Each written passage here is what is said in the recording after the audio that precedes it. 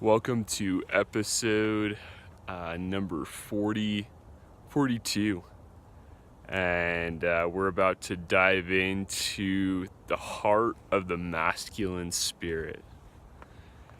I got to take an adventure this morning, and this season it's been very difficult to step away, to get away, to take adventures. But I intentionally scheduled this one around our help with nursing.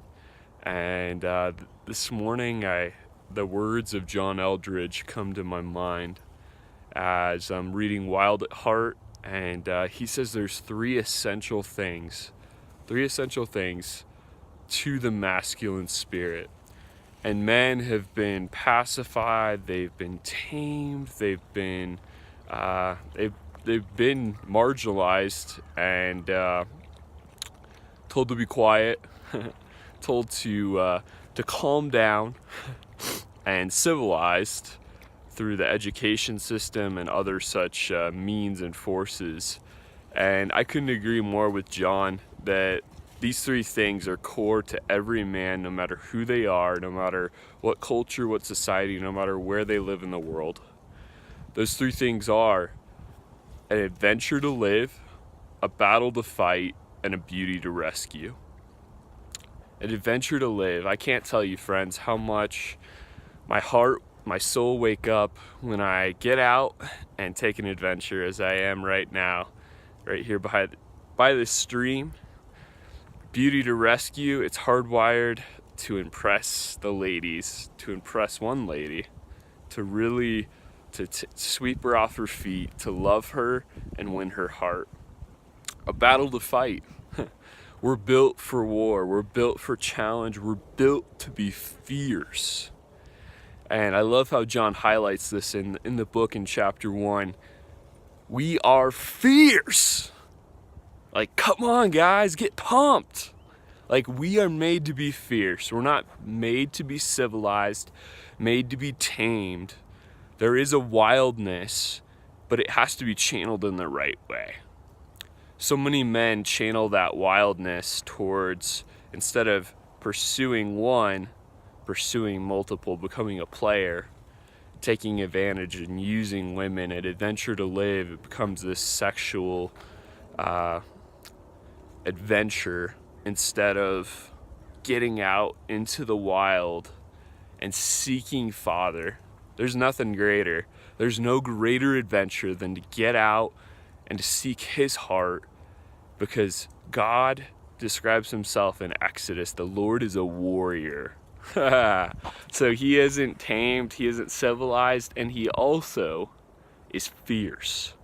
So that fierceness is good. Man, let that wake up in the right ways. It's so big to let those things come out. But channeling them in the right way, they have to be harnessed under the power of the Holy Spirit, walking with Father. And God is not a cosmic killjoy, as many think He is. He's actually the source of all adventure, all beauty. He created all of it. It's all His. This is His planet. He has the greatest adventures. And He clearly commands in this regard, sexual immorality must not even be named among you. There must not even be a hint. Do you not know that your body is a temple of the Holy Spirit who lives in you? You are not your own. You were bought with a price, therefore honor God with your body. So men, purity is a part of the adventure. Purity is a part of really enjoying the adventure to the full. Taking advantage of women and making it a conquest will always lead to destruction, pain, and sorrow, because that's another man's wife. So get your freaking hands off of her. Just gonna say it how it is. Get your hands off of her. Because we are created for adventure, but that adventure has guidelines. It has for our best. That's what's so cool. The living God has set parameters for our highest good to really enjoy the adventure to its highest level. Sin over promises, under delivers. It promises freedom but enslaves you. So going against Him and turning that adventure into what He says not to do will always lead to your hurt, to the hurt of many others, and suffering. So I want to invite you into the truest, purest adventure, and that is after His heart, seeking Him in the wild and pursuing Him and serving others, because that is a great adventure, serving others. And as I'm by this stream of water here, I really think of what David, in Psalm 23, I see these three things almost laid out in the psalm. The Lord is my shepherd, I shall not want. He makes me lie down by still waters. He leads me in green pastures. He restores my soul. There's something restorative about getting out and adventuring in the wild. David knew this. He was a man of great adventure. He restores my soul. Even though I walk through the valley of the shadow of death, I will fear no evil, for you are with me. Your rod and your staff, they comfort me. You prepare a table before me, Arlie, in the presence of my enemies. You anoint my head with oil, my cup overflows. Surely goodness and loving kindness will follow me all the days of my life, and I will dwell in the house of the Lord forever. So a battle to fight. David was a man of war. He was a man of fierce battle, and a man of romance and beauty. He was in the beauty of the wild, adventuring with Father. He was near. The Lord is with me.